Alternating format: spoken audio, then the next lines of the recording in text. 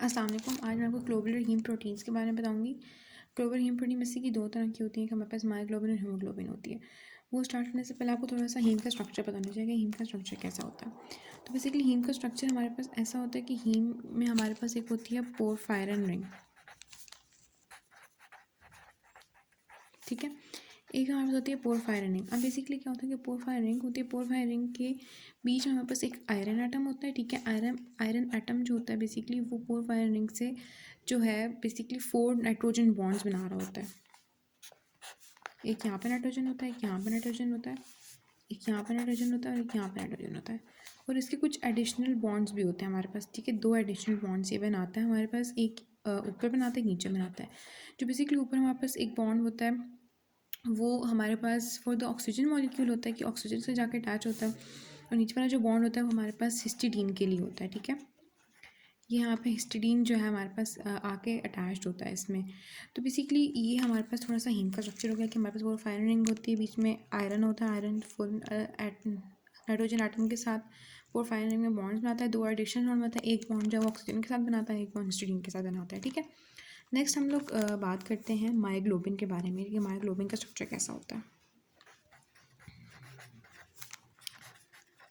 तो basically myoglobin का structure हमारे पास ऐसा होता है कि मायोग्लोबिन भी एक हीम प्रोटीन होती है जो कि हमारे पास स्केलेटल मसल्स में होती है। और बेसिकली इसके 2 काम होते हैं। एक तो ये हमारे पास as a oxygen reservoir act करती है, ठीक है। और एक हमारे पास ये एज ऑक्सीजन कैरियर एक्ट करती है,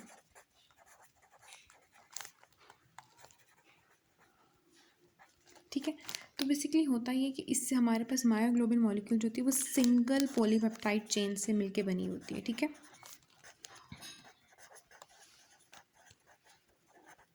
सिंगल पॉलीपेप्टाइड चेन से बन के बनी होती है। बेसिकली सिंगल पॉलीपेप्टाइड चेन जो होती है फोल्डेड होती है into the 8 stretches of alpha helix, ऐसे करके स्ट्रेच। मैं आपको बायोकेम की बुक से ही दिखाती हूँ बेसिकली। एक मिनट, ये देखिए इस तरह होती है, ठीक है। ये मायोग्लोबिन की बेसिकली ये है कि 8 स्ट्रेचेस में होती है और हमने हर बेसिकली अल्फा हेलिकल रीजन्स को ABCDEFGH का नाम दे दिया, ठीक है। और बेसिकली होता ये कि अगर हम मायोग्लोबिन का जो स्ट्रक्चर होता है वो किस चीज़ से हमारे पास ख़राब होता है। एक तो चीज़ से ख़राब होता है कि हम उसमें प्रोलीन डाल दें। अगर इसमें हम प्रोलीन डाल देंगे ना, basically 8 stretches of alpha helix है, ठीक है। Polypeptide change of 8 stretches of alpha helix से मिल कैसे होती है। और अगर हम इसमें प्रोलीन डाल देंगे तो ये हमारे पास ख़राब हो जाएगी, क्योंकि प्रोलीन 5 मेंबर्ड होता है और इसमें फिट नहीं आता। प्लस कुछ अगर बीटा बेंड्स या लूप्स आ गए तो उससे भी हमारे पास ये चीज़ ख़राब हो सकती है, ठीक है। थर्डली जो चीज़ पता नहीं होनी चाहिए कि हमारे पास जो पोलर और non polar amino acid residues कहाँ पे होते हैं।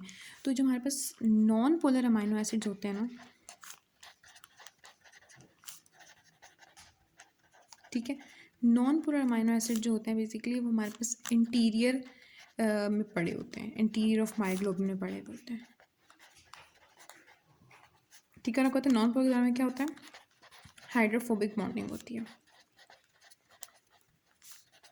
ठीक है। और जो हमारे पास पोलर अमाइनो एसिड्स होते हैं वो होते हैं उसके एक्सटीरियर में होते हैं,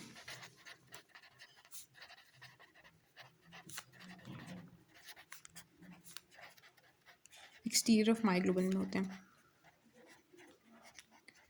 ठीक है। और एक्सटीरियर में बेसिकली क्या हाइड्रोजन बॉन्डिंग होती है जो कि वाटर के साथ या ऑक्सीजन के साथ मिलके हमारे पास बॉन्ड्स बनाते हैं, हाइड्रोजन बॉन्ड्स बनाते हैं, ठीक है।